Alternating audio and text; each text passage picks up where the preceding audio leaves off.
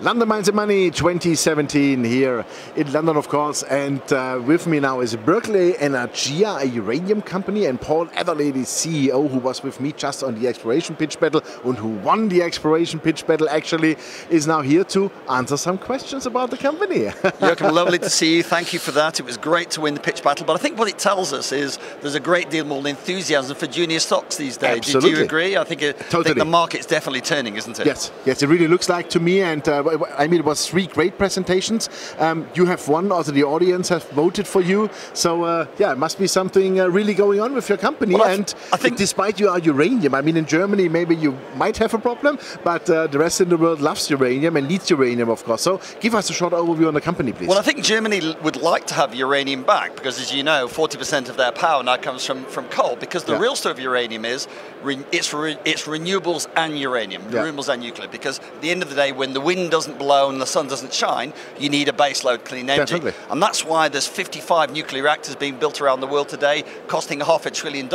And what's amazing for us, the industry reaction to that is to cut uranium production by 25%. Yeah. So here, Cameco's announcement saying, we're going to close the biggest and the best and the lowest cost uranium mine in the world because we don't want to sell into these low prices. And they've turned around and said, and we will source uranium from other sources, which is a bit of a clue they may be buying the spot market. So you'd have to say at this point, the uranium price will be sitting pretty close to the bottom and bouncing off it. Exactly, because what I really don't understand, and a lot of other people, we build one reactor after the other. I think even in China, every quarter one reactor goes online until 2030. So this causes demand, because for every reactor you need 4 to 5 million pounds to start it even, yeah? So what I don't get is we are building the demand, the supply is going down to the whatever bottom, and I think that's a gap, supply-demand gap. So it makes no sense to me that this uranium price is at $23. I don't get it. And we're fast approaching the tipping point that you're referring to, and you've got to remember that last time Cameco closed the Tier 1 asset was called Cigar Lake, and the uranium price didn't just go up 20% or 200%, it went up 22 times. So it's like stretching an elastic band. You stretch it only so far, and when it breaks, the reaction will be violent. Yeah, fantastic. So let's talk about your company, because you are also going violently into production. Well, we've made the decision that we want to pour concrete at the bottom of the cycle. And yesterday we received approval from our shareholders for $120 million financing from the Sovereign Wealth Fund, the Oman Sovereign Wealth Fund. So that means our next series of announcements will be building the project. So quite literally at the bottom of the uranium price cycle, as the elastic band gets tighter and tighter and tighter, we're the only major uranium mine in construction in the world today. Wow, fantastic. That's great. And you are based where in Spain, I think it is? Our mine is in the western part of Spain, 2.5 hours out of Madrid, in an historical uranium mining area.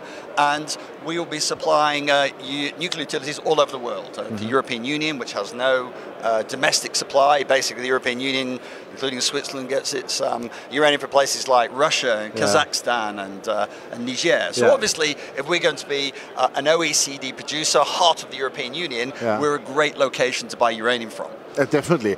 And give us some more numbers, please. I mean, how much will it cost to build the whole project? What are the production costs? All in, of course, no funny cash costs, whatever, just all in.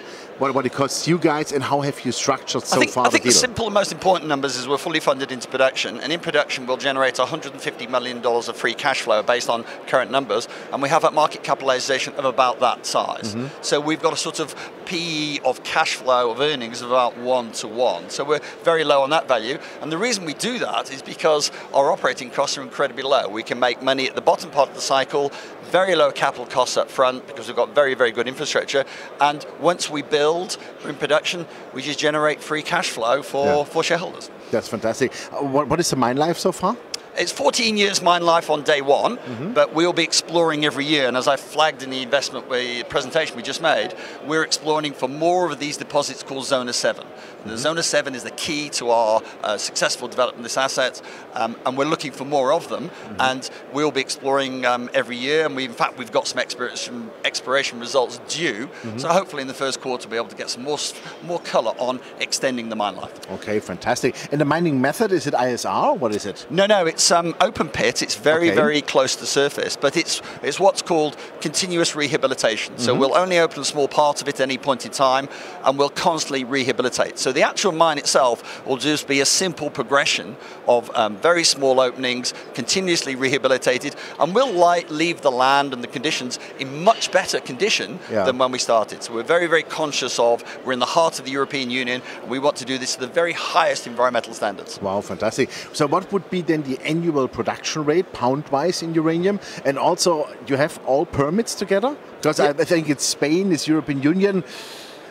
No, Spain and European Union is very, very good. I mean, we give an example. The answer to the first part of the question, we'll do £2 million a year initially, rising to £4 million. At £4 million a year, we'll be one of the top 10 producers in the world. In terms of the second part of permitting has gone extremely well. We've got over 120 permits as we sit here today, and we have all the permits we need to commence construction and to build the asset. And the permitting is a progressive process. We'll be permitting every year going forward, and we're absolutely delighted with the support we've had from the Spanish authorities. In fact, yesterday I was at an event with the Minister of Economy from Castilla y Leon, talking about how good that destination is for foreign investors. So we're delighted with the support we're getting, we're delighted with the progress we're making with making the asset happen.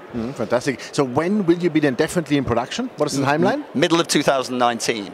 That's close. We literally have the money in the bank in the next 48 hours, and the next series of announcements will be in relation to letting contracts, mobilizing mining contractors, everything, pouring concrete, steelwork, and there will be construction for 12 months and then about 6 months of commissioning.